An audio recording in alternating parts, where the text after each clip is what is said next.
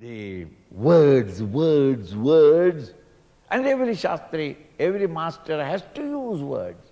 Words is the only means available for us to communicate ideas. So you can't avoid. And the Shabda Jalam, the snare of words. You get fascinated by the words. Maharanyam, it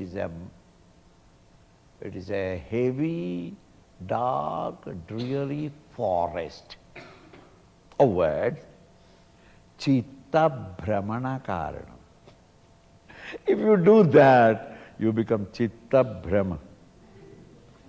Now it is only Chitta Brahma. Now also you have got it. That is because too many objects in the world outside. Which I should have, which I should not have, what can I have, cannot I have, what is a Chitta Brahma. Here, the words and ideas.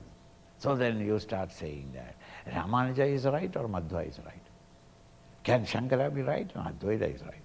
Or Dvaita is right? What about yoga? Is it not possible for us to rise to the highest by hanging on to our nose? By twisting the body? By regulating the food? At the end of it, Swamiji, one thing is certain. What? The whole lot is contradicting each other. Therefore, they don't know anything about it. Then what do you know? Khao piyo maja karo. The only philosophy in the world is eat, drink and be merry. Full stop. A Malayali Swami, highly educated. And he was studying about 22 years in Sanskrit, a master, and he was studying it in Kashi, Benares. And he somehow came to the Himalayas and then came to Uttarakanshi, and at that time I was also there. And when he heard that Swami Tapovan Maharaj is also from Kerala, the Kerala, Ekatva Bhavana.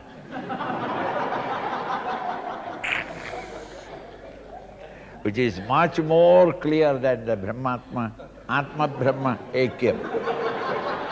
Okay. And as he came in from the door onwards, he was, bringing out eloquent, beautiful Sanskrit words and started discussion with Swamiji. And Swamiji sat down and he also answered some of the questions and he was doing it. Until at last that man, within half an hour, tried to convince Swamiji that there is no God, there is no reality, all these are only bluff. Buddhism says like that, Hinduism says like that, Allah also said the same, and when you all put together, in Brihadaranyaka it said like that, in Rigveda it is saying like that. He quotes and quotes and quotes and came to the conclusion, what? That there is no God, there is no goal to be reached. It is all a bluff.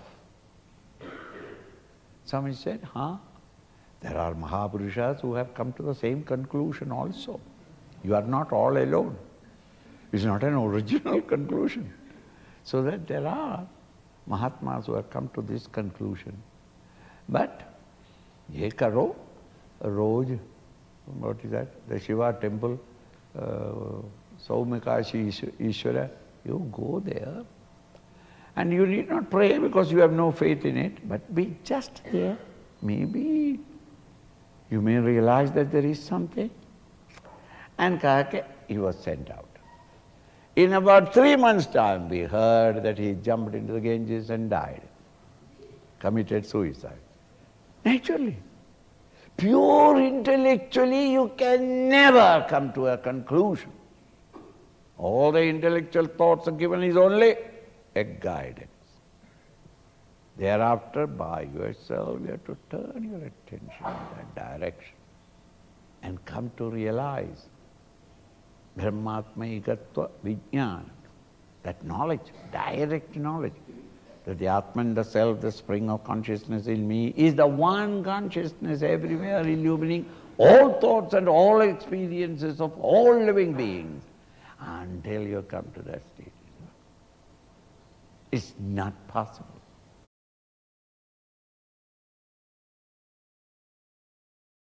One who has been bitten by the very poisonous snake of ajnana, non-apprehension.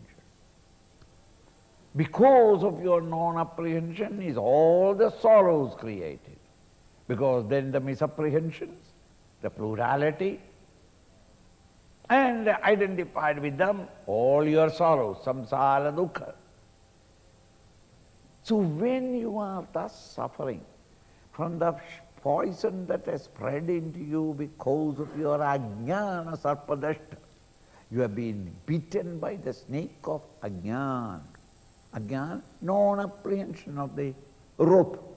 Therefore, the misapprehensions, which gives you all the sorrows. Ajnana sarpadashtasya brahmajnana ushadham vina. What is it that he wants? Brahmajnana, direct knowledge of Brahman. That is the aushadha, that is the medicine. That will end the ignorance. Because the non-apprehension can end only by direct apprehension. Aushadham vina kimu vedaihi.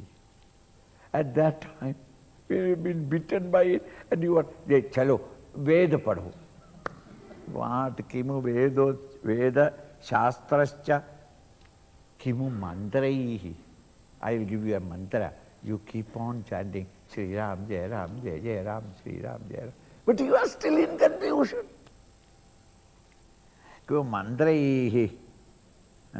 Kima aushadhaihi. So by various methods of Shastra, Veda, Shastra, Mantra, Aushadha, by none of these methods, you have no value for them. Once you realize that all your sorrows are caused by your non-apprehension of reality,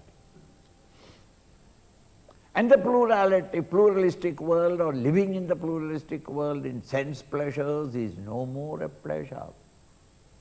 You understood the emptiness of it and recognize that they are all nothing but in fact sorrows.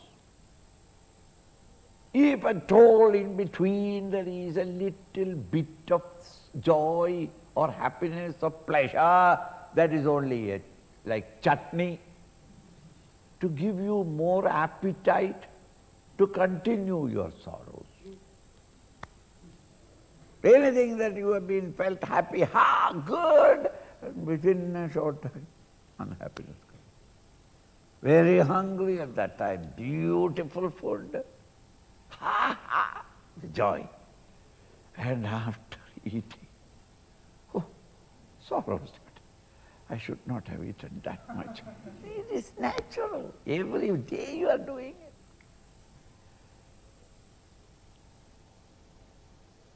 So that one who has realized this, and he knows that I am now under the influence of the non-apprehension of reality, he wants only not mere Veda pado, Shastra or Mantra, or aushadha. These are not. What he wants is only jnana aushadham.